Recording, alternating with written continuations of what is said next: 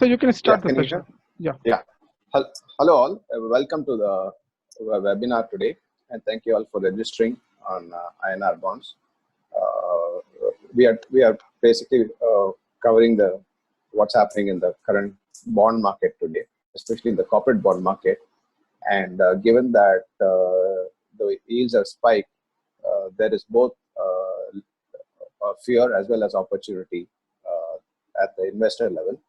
And um, and the question in everybody's mind is how long will this continue? What can happen going forward? Will there be more credit stress issues due to this current crisis, and the fact that liquidity is still continuing to stay very low at the market, and with a huge amount of selling by mutual funds? The uh, the real question is, with yield levels at such with yields at such high levels for many bonds, which is very similar to what equity markets are going through. You have many stocks that were trading at higher valuations. We're seeing valuations plunge, prices plunge, etc. But clearly, when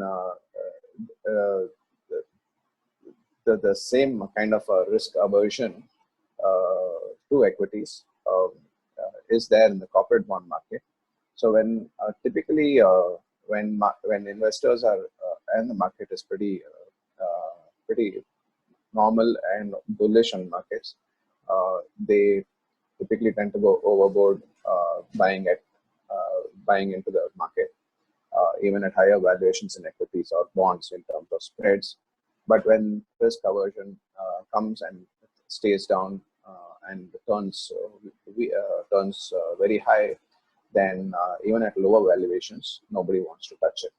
So the purpose of this webinar is to take you all through what's happening in the market, and is there any opportunities available, and how do you look at the bond market itself going forward. Now, this is an interactive webinar. I would like to keep it interactive. Anybody can ask any questions or want to state their opinions. They can raise their hands, and Ketan will unmute you, and you can speak out to the benefit of the participants. We also have a space for a couple of panelists. If anybody wants to speak out on the markets, please privately message Ketan, and he'll add you as a panelist. Like I said, we have space for a couple of panelists. So if you're who was approaching Ketan first will get the panelist nominations, and if others don't get it, please don't be offended. This is not a recommendation for any kind of a bond, what kind of bonds to buy or sell. That goes into a different realm altogether. And this is just an overall piece of dialogue on what could potentially be in favor of some issuers, what could potentially not be in favor of some issuers.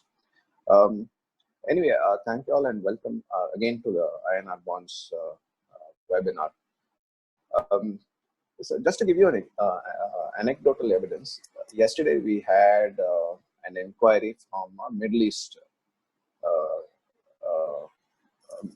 resident who came to us and said he wants to buy high yield bonds and wants to place a bid on our platform.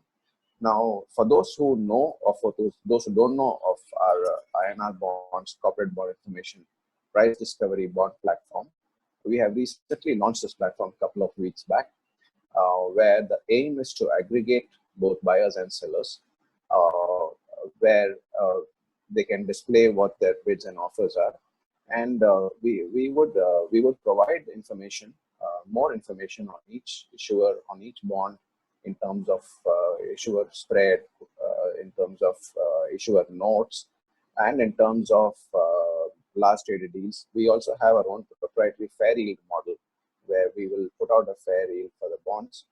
And going forward, I think we are also developing our own proprietary rating model for the kind of bonds. The rating is based on liquidity, and many other factors that we see in the bond market, which would provide both the buyer and seller much better information on what they are wanting to transact or not transact. And we also have many tutorials on the bonds for those who are not very conversant with what they're buying or selling. So this person from the Middle East, has, like I said, approached us, and he says he wants to buy high yield bonds. And so we asked him what kind of high yield bonds, and he said he indicated a couple of perpetual bonds which were trading at higher yields. Now, then we told him, yeah, I mean, you can place your bids, but do you know what is a perpetual bond? And then we sent out our perpetual bond note um, for him to understand what he's looking to buy. Clearly, he didn't have a clue on what the risks of a perpetual bond were, and this is the case I see with the market as a whole, at both the intermediation level and at the investor level. They don't see the risks in the bonds. So clearly, I mean, when we have seen what happened to Yes Bank on the perpetual side, right? So it does, and it does carry a risk premium, which at some point of time could be much higher than equities. So, and in the bond market especially, when if the bond turns in disfavor of the market, like what is happening now, the risk of full capital loss is very high, because if some companies turn completely bankrupt because of lack of liquidity, then whatever investments is the capital lost. Unless equities, at least you can sell at a stop loss, whereas in bonds you can't sell at any price. That's because there's no market for that, and that is what is currently happening at this now, where mutual funds facing redemptions and the credit risk funds are not able to sell the bonds, and even if some of the bonds are actually worth buying, the market is unwilling to buy because there is huge amount of risk aversion. But then same thing, what happens to issuers of these bonds, right? So let's take an example of, we have put out an example in our presentation here of Shriram Transport. Now, Shriram Transport is the largest lender to the commercial vehicle industry in India, and has a very strong presence. They have proven liquidity support from even organizations like IFC, and they are able to raise capital and keep the capital adequacy high. And they have a very high rating from the rating agencies. However, the way the bond yields are trading now, and the way that there's a complete lack of liquidity in the bonds, one would think that there is a severe stress in the company. Yes, you have a lockdown for the next 3 months, and clearly the revenues of the company will be hit. But then the question to ask on such a bond is, will Shriram Transport be able to withstand the current crisis, and then able to manage the liquidity by getting funds from the lenders or anywhere overseas, and then once this crisis is over, and then manage to improve their manage to go through this crisis without any high stress or long-term implications. But so this is not a recommendation again for buying or selling Shriram bonds, but this is just an example which we are given. So now we have seen some perpetual bonds trading at very high levels. This is despite the fact that RBI has now bailed out Yes Bank. But again, the fact is, and we are seeing PSU perpetual bonds trading at much higher levels. So why are they trading at much higher levels?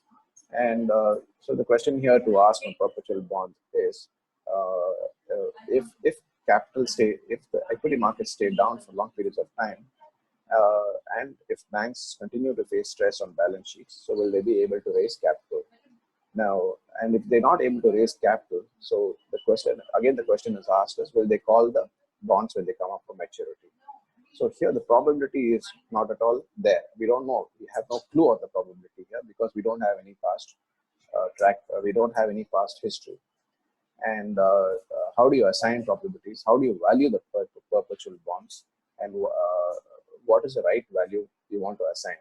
So ideally, I would think of it as perpetual bonds having the premium of an equity risk premium. Right? Clearly, now we all know that whether it's right or wrong, equity risk premium is higher than bond risk premium, and that's because equity holders get the very last if a company winds down.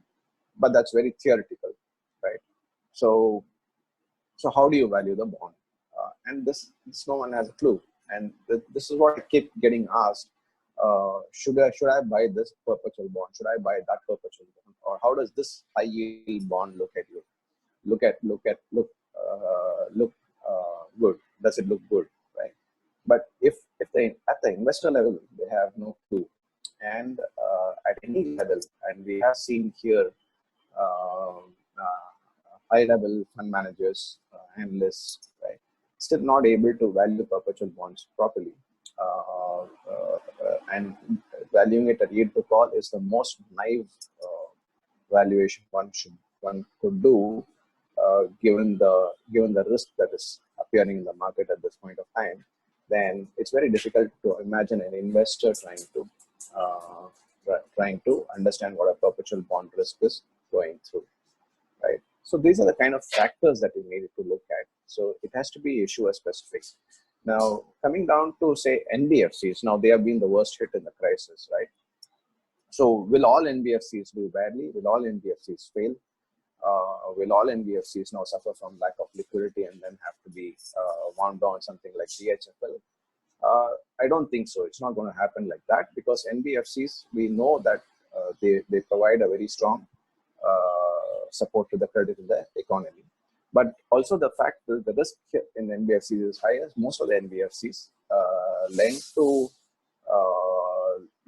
lend without any collateral, or um, or lend to assets that depreciate extremely fast.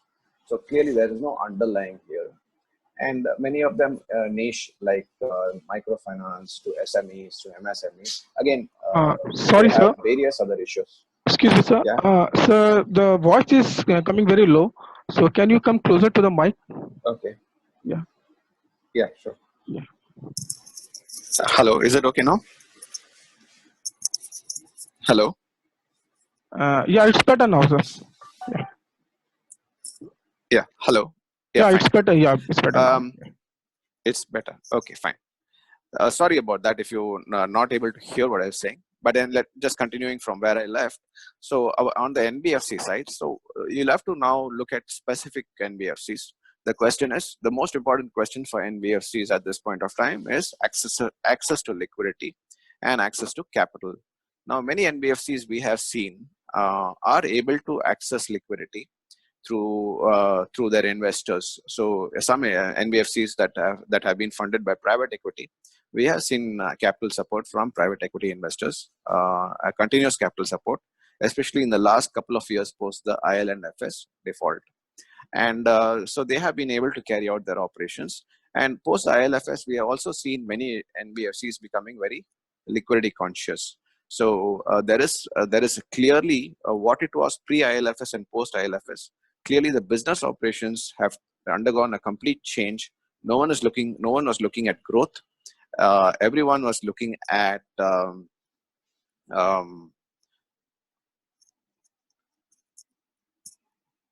everyone was looking at sorry everyone was looking at um, as maintaining their operations and improving their balance sheet ratios. Um, uh, so we do find that such kind of NBFCs would be able to withstand this kind of a with this kind of a crisis period, surely through better management practices, through access to capital, and also the fact that they have the confidence of lenders especially the banks, who have been lending them providing them the credit support. To some extent, I think post the ILFS also what's happened is the reliance on market has come down completely, right? So we have seen over the last 1.5 years now, there has been absolutely no inflows into any kind of credit risk products. And so the access to market has completely dried up, and so many NBFCs have gone back to traditional lines of funding, or have just wound on operations and made sure that both their collections are good, and their asset quality is strong, and they're able to manage a positive liquidity situation. So such NBFCs will definitely do well despite this current crisis. And investors would I think, if such NBFCs are available at attractive levels, then investors should look at them and look to invest. Similarly, with many corporates that are manufacturing or any other ones, they're not very too much in the market at this point of time. But where there are yields are rising sharply, or where the yields are really attractive, given the spreads where the government bonds are, then you could definitely look to invest in corporates where they have not been leveraging, or they have been reducing leverage, and they have and the fact that they still have enough access to liquidity, and the continued business operations will be supporting their debt servicing ratios. Now, which corporates one should definitely not should definitely worry about is over leveraged corporates, both at the individual and group level, who have invested in all sectors that are witnessing strong downturn, and are seeing and given the post crisis scenario, whether any kind of recovery can take place in such kind of a environment. And we all know that the environment is very highly uncertain at this point of time. So, like I said, I'm not going into specific names, but definitely there are opportunities, and there are definitely some issuers that are to be avoided, even if they're looking at strong, even if they're looking attractive in terms of what they were raising funds at, say, a year ago or a couple of years ago. And uh, and if you're selective in what you're doing, I think this kind of yields can offer very strong returns to investors going forward in the bond market. Um, Having said that, now, clearly, I mean, there will be a search for yields. Because you have, for example, we just put out a note on tax-free bonds. We saw 10-year bonds at 5% levels. At these levels, I mean, it clearly looks, at least to me, it looks really overdone. Unless you're seeing very strong long-term government bond yields staying down for long periods of time, then which is not likely to happen, given the fact that we know that the government is that the finances for state governments and at the corporate level are fiscally strained. Then it does look very difficult for bond yields to stay down. We are definitely not a developed economy like the Eurozone or the US, but even they have seen yields turn up sharply from lows in terms of relative basis, right? When things are looking slightly better, at least. So in that sense, tendency would be here to search for yields, because people can't live with low rates, low returns for long periods of time. And then the tendency again would be to get whatever yields are available in the market. And again, if things turn bad, then they start to lose capital, and which is not a good idea. So both at the investor and the intermediation level, I think we would encourage more understanding of what people are, what they're buying in or selling into, more understanding of the prices at which they're buying, and obviously a very strong awareness of what could potentially happen going forward. So with this, let me open this session for any thoughts, any questions any of you may have on this uh, on this particular topic. Yeah.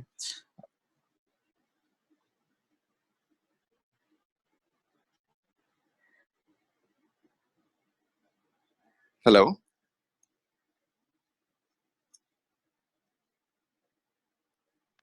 Hello. Hello, yeah, Ketan. Uh, yes.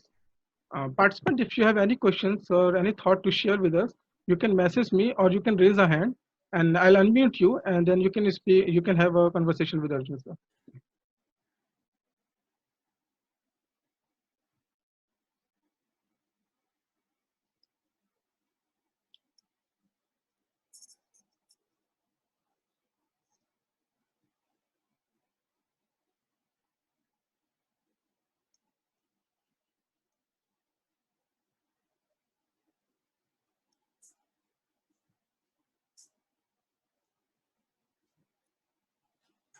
Yeah, Arjun, hi. Yeah, hi. Arjun Akhil here. So I have a specific question. So when you say there are certain issuers not going initially in the name, but what are the sectors which you will Yeah.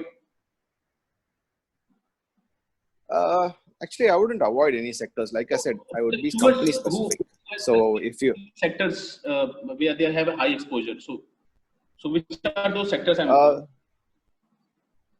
see, if you really ask me, the only sector that has everyone has a high exposure is to the financial sector, right? So the biggest exposure is always to NBFCs and banks, mostly to NBFCs. So that's where the biggest exposure is, and that sector I won't say that you should avoid that sector because, like I have been saying, there are many NBFCs that are pretty good, and you can definitely look at them if the yields are attractive to you. Now, but some sectors which can be potentially problematic could be the energy sector, which could mean the old energy sector, because one is we all clearly know what kind of latent demand is there in the oil industry, and also if there's huge amount of leverage in some of the other commodity spaces, then clearly I think you can definitely wait your time out. There is absolutely no rush to buy into the commodity space at this point of time. Definitely. Um, um, yeah, I think if you really ask me which sector to really watch out for, it could be the energy sector and the commodity sector. Hello. We have a Does that answer your question? Yeah. Yeah, Ketan. Hello.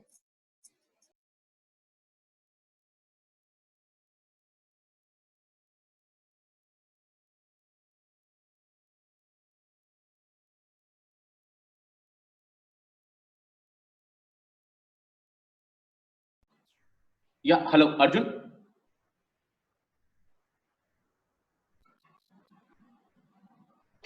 Hello, Arjun. Am Yeah, I I can. audible? Yeah, you're audible. Okay. Please go ahead. Yeah. I have a follow-up question. So, I just hope we don't get to a situation where we have a stress at companies like Shriram and bonds on IndusInd. But to be very honest, and you have a very wide experience in this market, what would be the point where you will actually start feeling nervous? So, we are seeing bonds of Shriram Transport trading at a 70 cent to a dollar. So, what would be the point at which you will thinking, okay, this is going down the drain actually? Okay. Actually, I'm very nervous at this point of time. If you really ask me, right? Yeah. I mean, here clearly yields are way over any kind of capital costs which companies can afford, and even the borrowers can afford, unless you're looking at microfinance, right?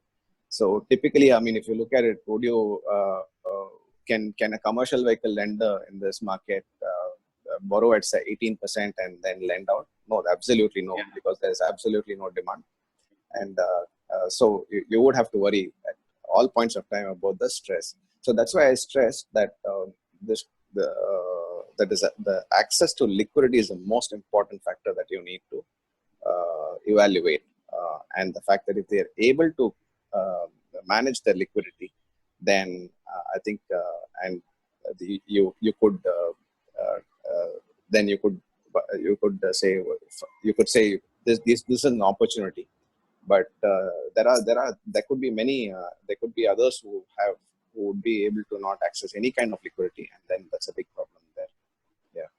And But so, if you ask me, the stress levels are the highest now, and the nervousness is definitely very high. And so while these banks are actually having a ball, what is actually the solution? Because these guys are not going to lend to NBFCs or pick up these bonds. I mean, what exactly the government, the Mint Road have to do actually? They have done enough. I mean, they just can't put a revolver on their head and ask them to buy actually. Yeah, so we have a case here. I mean, this is what is happening globally. So what the Fed did was they went and said, okay, banks will not buy. I'm going to buy directly. Then ECB is considering. Bank of Japan has already has already announced it buy into corporate bonds. But RBI does not have any. The constitutionally they cannot buy, so they have to go through the banks, right? We saw this same crisis happening in 2008 when again the credit crisis hit and companies' liquidity dried up. Then the banks were obviously not lending to the industry, but banks were not absorbing sales from funds. But then RBI came and gave them liquidity, and then they had some kind of structure where they could actually backstop the kind of lending to the banks, right? So I think what they would have to do is, obviously RBI is in no position to evaluate credit wise. So what they would have to do is, I think, either look at with the government fund. They need to set up something which would provide backstop to bank loans to issuers, right? Yeah. And so such kind of backstops could definitely improve the bank's ability to lend to them, because at least now they've already said they can provide 10% or something, 10, 15, but that's not enough. They need to provide 100% backstop. So clearly, I think that's one that can really take the stress away from the market. And the second thing is, obviously, once this lockdown is over, if we can get back to normality in a short period of time. I mean, short means very difficult to say what period of time, but then the banks would have a much better appetite to start providing the credit facilities back again. So basically, it doesn't make sense for them to not lend at all, because what happens is it reflects on their own balance sheets, and many of their own balance sheets are it's a completely interrelated market, right? Yeah. So if a bank lends to an NBFC and the NBFC lends to a corporate, and the corporate has lines with the bank, so you have a three-way interlinkage, working capital lines. So it's going to hurt them more than they don't lend at all.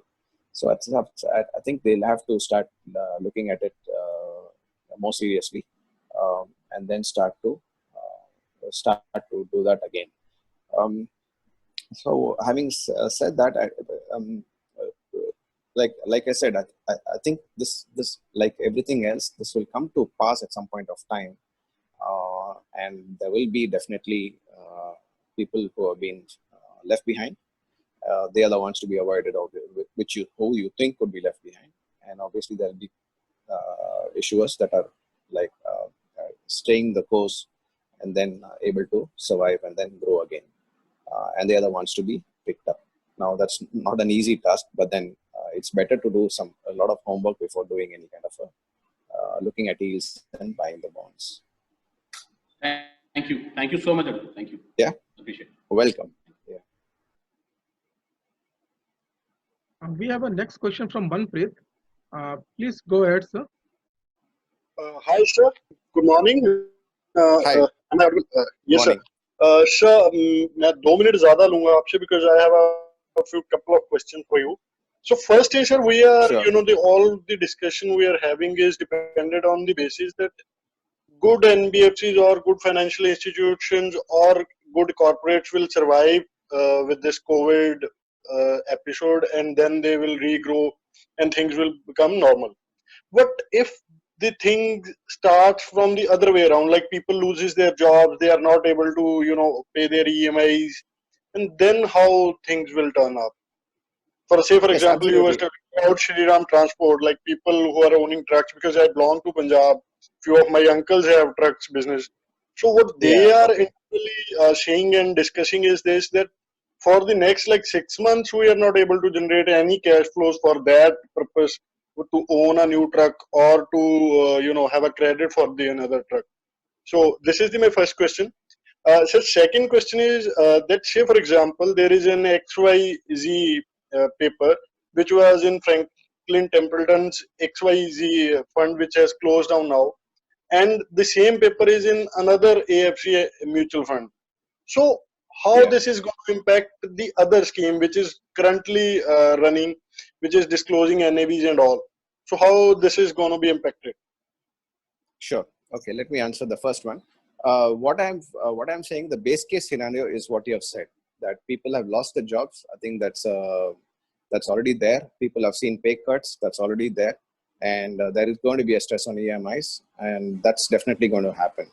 And like you said in the trucker business, yes, that's also going to happen. That they might not see cash flows for a while, right? So that's why I stress that uh, in the immediate term, the main basic thing to look at is the access to liquidity.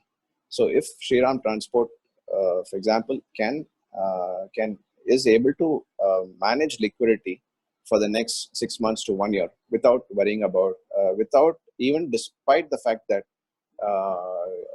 their provisions have to rise and they would not see cash flows coming in from their loans, then they would be able to withstand this whole pressure, right? And those who cannot have access to liquidity, obviously they will not be able to withstand this pressure. That's one.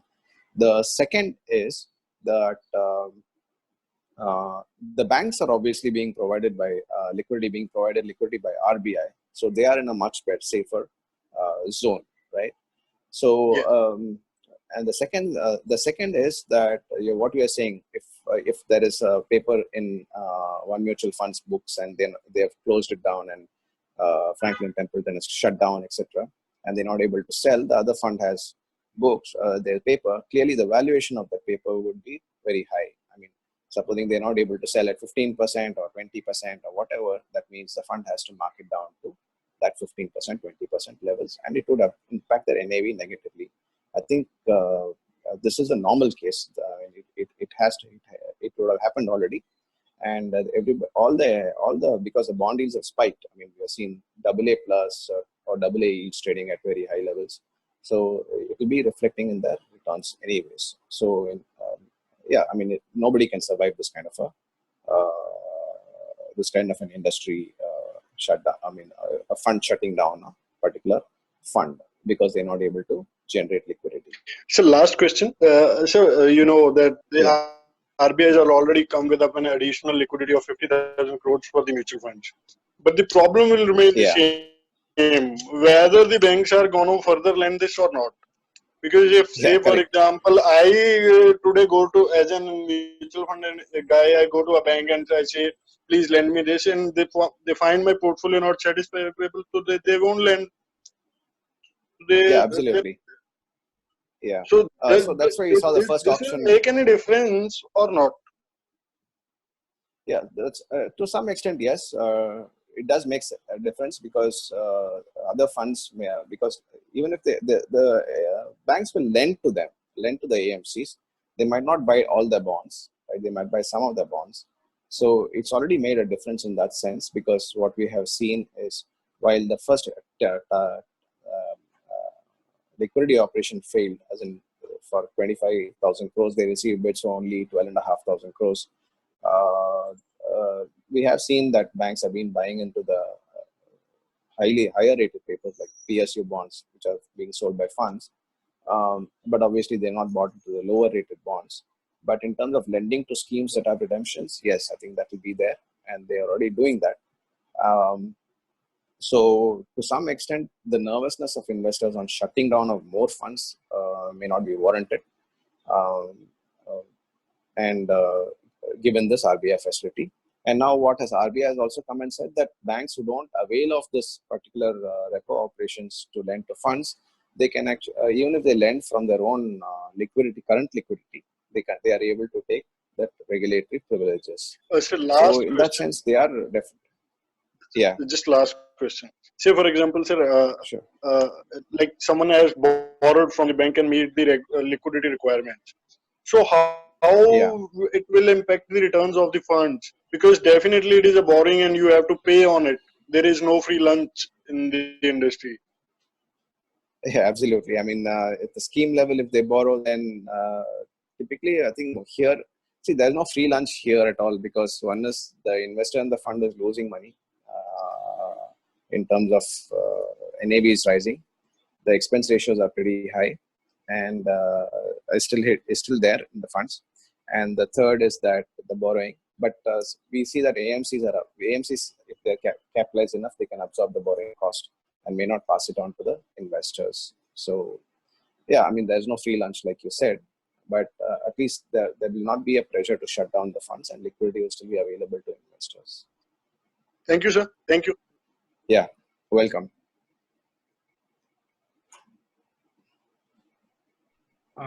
Sandeep Shah wants to. Ketan, can we have? Yeah, Sandeep Shah wants has a question. Yeah. So, Yeah, sure. hello, sir. Yeah, go ahead, sir. Yeah. Hi. Yeah. My question was like we have seen that our banks are holding almost around 7 lakhs and they're placing back with RBI. Do you foresee RBI taking any stern, because even though they have reduced the repo by 25, the reverse repo by 25 basis point, there's no significant impact of that because the AAA spreads have not gone below the historic levels yet. So wanted to understand that. Yeah, I mean, it's a question of, one is banks' risk appetite coming back. It's a question of banks might just be right now they are making enough money in government bonds to tide over any kind of spread. Any kind of any kind of loss they are making on margins because of lending to the RBI at 375 on the carry, right? But then once this also stops, then they'll have to start looking at looking at lending for some period of time. Start looking at lending, and I think that should and then that's when you will see the credit offtake coming in. So we have had this period. I mean, those of you remember that 1997 to 2000 period when there was this collapse of the steel and textile sectors, and institutions like IDBI and ICICI and IFCI were on the verge of failing, and government had to support them. Then UTI had to be supported, right? Then so it went through a bad time, but then the market, then it started to recover after that, right? So I think it will take I mean, it's not going to happen the next 2 days, but I think it's going to take but it will happen at some point of time when things are looking better, and then the banks might start to lend again. Having said that, I think there is one sector at least that seems to be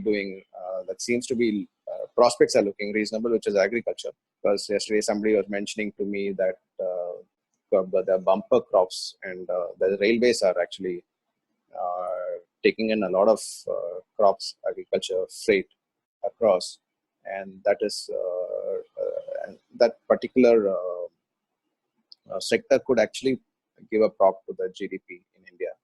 And if there is rural consumption, then you could see that kind of that could actually drive up the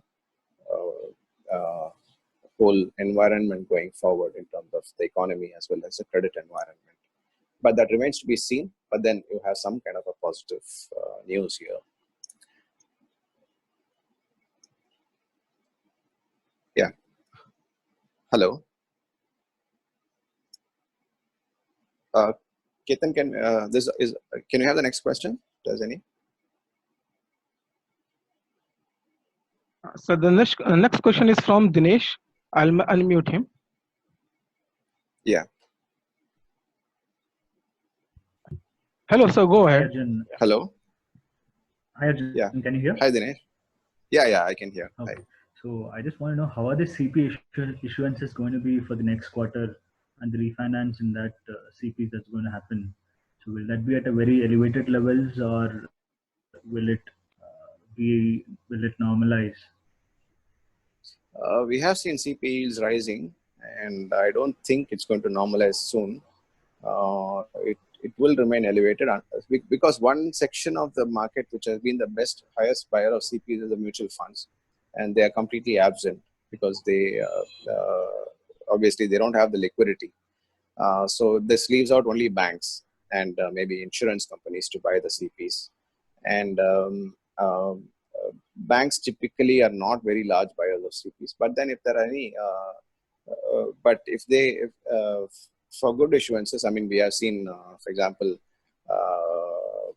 people like IOC and HPCL borrowing at closer to repo rates than anything, right? But then at the other hand, you've seen other companies borrowing at very high levels, 7-8% types short-term CPs.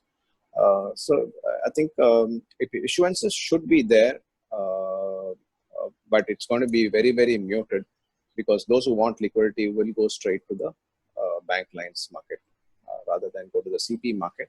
But having said that, if there is enough appetite at the private investor level, and this could include FIIs, this could include family offices, this could include high net worth individuals who have short-term cash to park, then they could subscribe to the CPs directly, and that would help the issuers.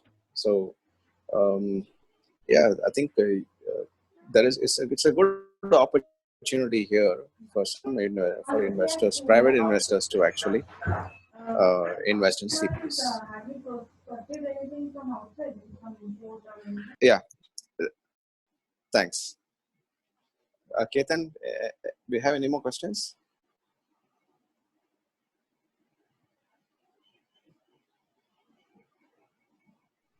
Yes, we Hello? have few more questions. The next question is from Santosh. Yeah, sure. Yeah, I'll unmute him. Yeah. Hello, sir. Go ahead. Yeah. Hey, thanks, Ketan. Hey, Arjun. Santosh here. Hi, Santosh. Hi. So I'm curious to know, like what kind of transformations this whole COVID will bring across sectors like hotels, airlines, and any related sectors. In fact, I was seeing the TCS work from home for 75% of the population by 2025. What implications it will have on commercial real estate, on which are related, right? So will it not have any sort of implications? Yeah, it's a chain, right? I mean, just want to understand, like who can be left, like undamaged. So. Okay, now it's very difficult to answer that. Yes, I mean, if IT companies start to work from home, clearly I think they're the largest occupier of commercial real estate space. It's going to hit them. And airlines and hospitality is going to hit that sectors because of lack of traffic, right? But it's a question of how soon they can come back to normal. There could be consolidations. Again, I think what we have also seen over the years, many years of all stress periods, is there is a lot of M&A activity. Typically, good where there are companies that have good properties, good IPs, good brands, etc., but they don't have liquidity. They get taken over by stronger companies who then grow faster, right? So there is both positives and negatives in all this. So that's where you need to look at both if there are issues of bonds. But having said that, so given that this current topic is purely on bonds, then we don't have so much of issuances from the bond from the other sectors. But as and when there are some good bonds available at reasonably attractive yield from such sectors, then one could definitely look at it. Yeah. Yeah. Thanks, Arjun. One follow-up question is how would the government borrowing look like to address the amount of stress that is there in the economy, and what would be its impact on INR going forward? Okay. Now the INR, I think, is it's going to move on basis of dollar, and our own view on the dollar is that it's going to remain weak, given that the US is now becoming the largest fiscal deficit in the world, and there's huge amount of money supply that is coming through printing, right? On the government finances, we are seeing definitely there'll be weakness, but then if you just wait for the Monday's report on bonds, I have talked about monetization and also given a presentation on RBI balance sheets and creation of reserves, which gives you a very pretty understanding of how the monetization process works. So you will have a fair idea of what's happening. Yeah. Great. Yeah. Thank you. Thanks. Yeah. Welcome. So now we'll take some questions which is been mentioned in the message box. So Saurabh wants to know, can Okay, you, fine. Saurabh wants to ask, like, can you discuss on the Templeton fiasco? And is this allowed as per the regulator? Okay. Do investor not have a choice really? Uh, yes, I mean, to some extent, I think they have gone by the regulations. Yes, the regulators has, if you are not able to liquidate, then there is a clause for shutdown. Clearly, I think they have gone through with the regulations of SEBI in whatever interpretation they have had. So it's a question of up to the regulator now to see whether the interpretation is right or wrong. The second is the investor. Yes, the investor has no choice. Investor had a choice of not to be stay invested over a long period of time in the funds. And what we saw definitely in credit funds case was post the ILFS, every single institutional investor, smart high net worth investors, and investors who are advised by smart advisors took the money out from the credit risk funds largely because they saw that credit stress is going to continue for a while and the economy was not going anywhere. And so they did. So the view was that credit stress is going to remain and it's not going to come off soon. So the taking a risk on credits is not good at this point of time. So the investors who stayed there in the funds include continuing into the economic downturn. So we saw a 5% fall to GDP, then 1.5 period of credit freeze, liquidity freeze. They continue to stay there. Then they were taking that risk and they had to suffer that risk.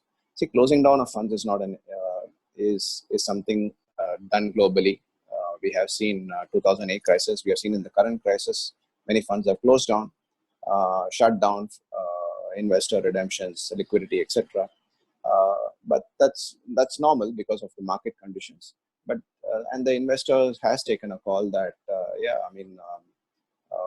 I've taken the risk in these funds. So if the funds shut down, yes, I turn to those.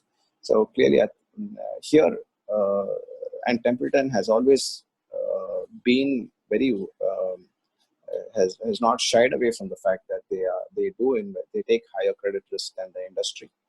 And so it really, if the investor has stayed in with the eyes wide open, then the risk is passed on, which is fair enough.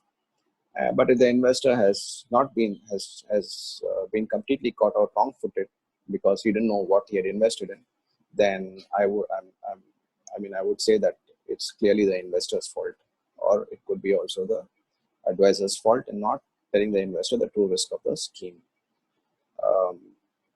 Yeah, so that's where it is. So the next question is, what is your view on the 50,000 crore liquidity facility that the RBI has recently announced for mutual fund through bank? Okay, so I just given this, I had just answered the question earlier.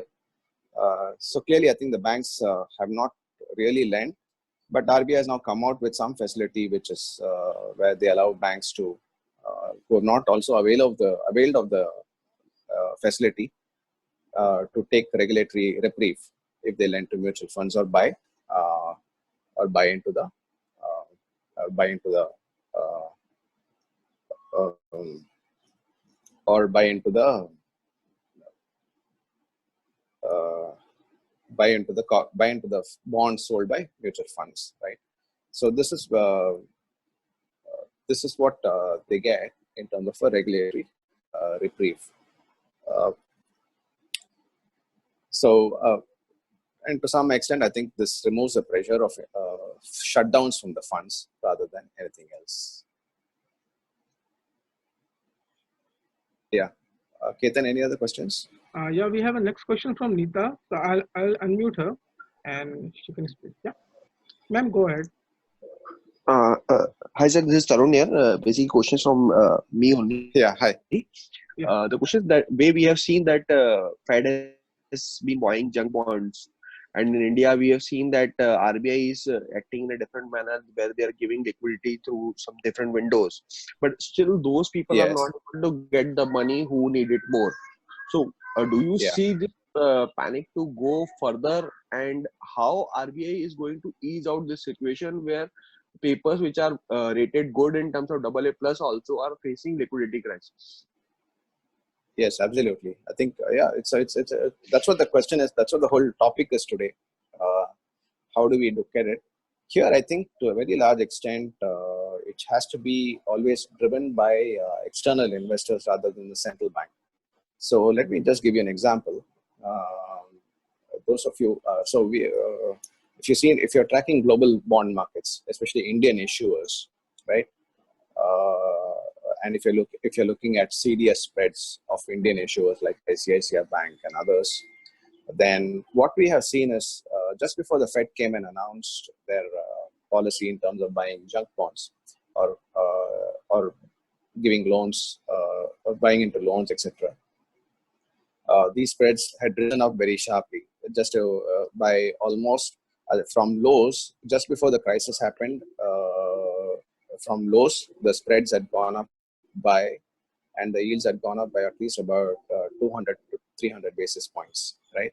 But then once the Fed came in, then over the last about 15 days, couple of fortnights, the last fortnights, we have seen the spreads come off by, and the yields come off by almost 100 basis points. So they have recorded a large amount of losses they've had just because of the Fed. And also now, when the Fed came and said they would buy junk bonds, right? The junk bond industry that was facing redemptions in the US then suddenly saw inflows, and you found that papers are like Ford that was going into junk mode, seeing rallies, right? And many other junk bond spreads coming off. So that's what Fed. So the idea is that now investors are saying they will buy what the Fed is buying. So they're buying into the junk bonds at these higher spreads. But then how long it will carry on is difficult to say, right? So in that sense, in India, like RBI cannot do it directly. So where it would have to come from is the fact that seeing such kind of yields, you would have to have either FIs coming in, and FIs can come in because you have very low cost of dollars, and given that emerging spreads are pretty high and the yields are very attractive. So these are so-called vulture funds, and also you have local investors, domestic investors, for example, private investors buying into it. You could have AIFs coming into junk floating such kind of schemes. And the best part is these all going into investors' hands who are able to take the risk rather than going into investors' hands who are not able to take the risk. And I think that's what's going to actually help the market going forward. And typically that will what has happened. And it's a good time to start. That's why I'm saying the whole point of this conversation here is to start looking at opportunities where there are. Agreed, sir. Yeah, does it? Yeah, thanks. Ketan, any more questions we have? Yeah, we have few more questions. Pritam wants to ask some questions, so I'll just unmute him. Pritam, go ahead. Hi, am I audible? Hello? No, Yeah, you're Am I audible. audible? Yeah, hi. Okay. Okay. Look, Arjun, I need your thoughts on SDL, state development loans. As I could see in the paper, state governments like Assam, for that reason, Kerala, almost saying that it's tough for them to honor the employee salaries and others. So how do you see that space moving ahead?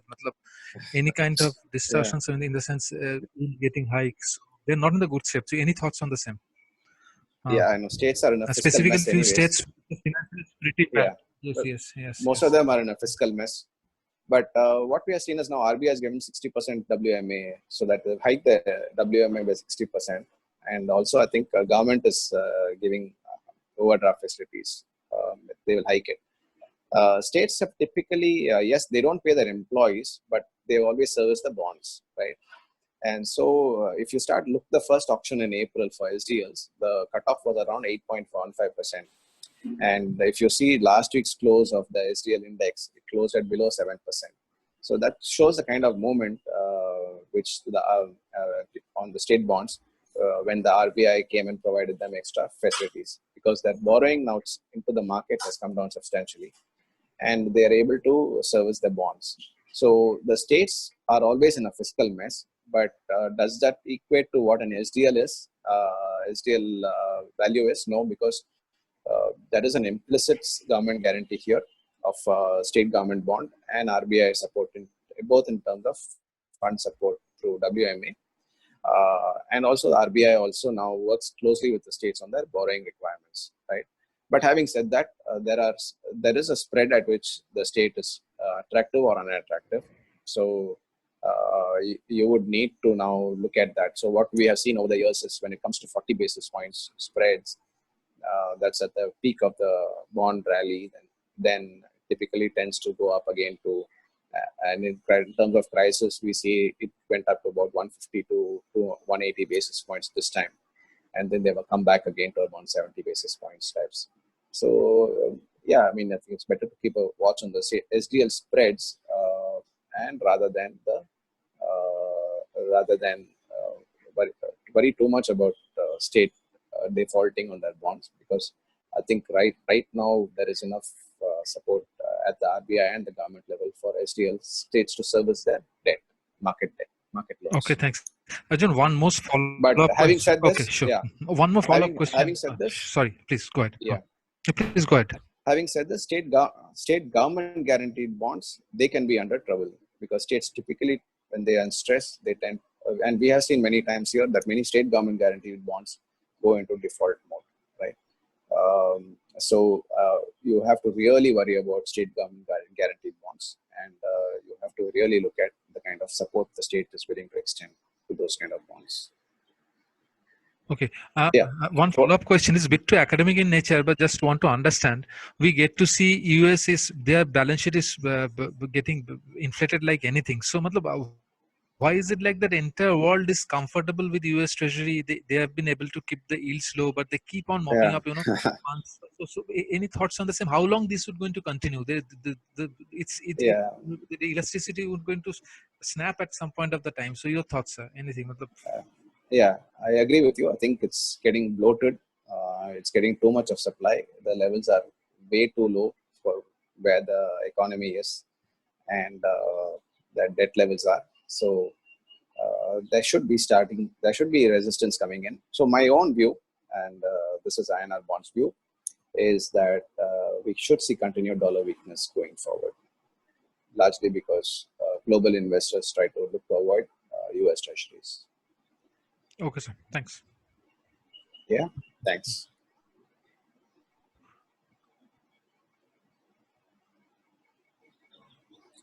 Any more questions, Ketan? So Sumit has a question, so I'll unmute him.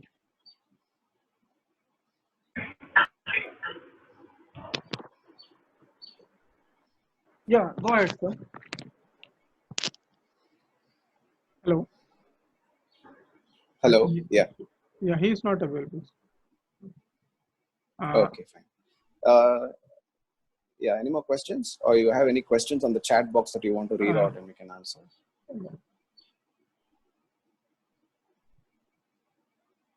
So we have a question from Ekta. She wants to know, like, given the current scenario, everyone is averse of putting money in instrument rated less than AAA. In such a situation, many such companies are bound to go bust with liquidity crunch. What are your views on the same? Yeah, that's what I've been saying right now in terms of that. If you're not able to access liquidity, then you have a problem. But if you're able to manage your liquidity in stress times, then I think you're the ones to, they are the ones to survive and grow going forward. And they are the ones to look to buy, investors should look to be buying at this point of time. Yeah, any more questions? There is one question from Nafis Ahmed, and he wants to know like, what should the retail investor do if they already invested in credit risk fund?